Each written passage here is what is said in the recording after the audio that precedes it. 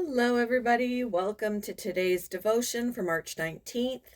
Today's devotion is titled Master in Heaven, and the Bible reading is from Colossians chapter 3, verses 22 to chapter 4, verse 1.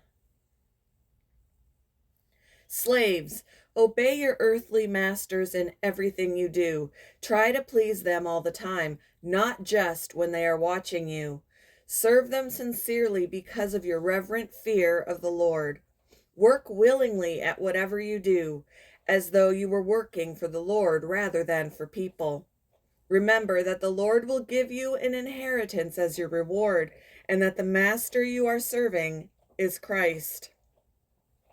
But if you do what is wrong, you will be paid back for the wrong you have done, for God has no favorites.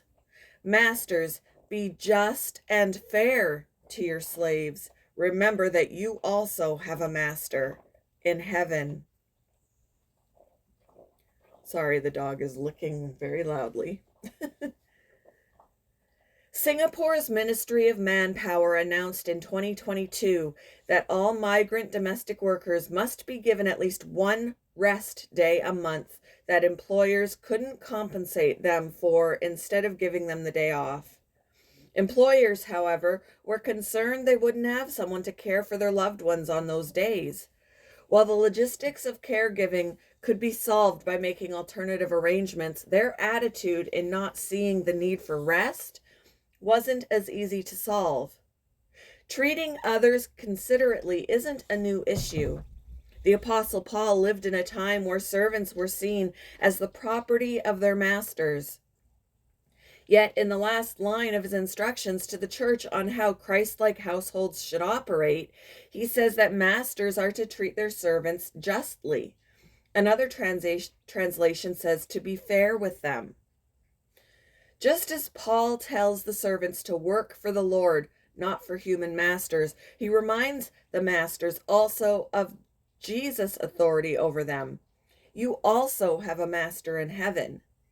His purpose was to encourage the Colossian believers to live as those whose ultimate authority is Christ. In our interaction with others, whether as an employer, employee, in our homes or communities, we can ask God to help us do what's right and fair.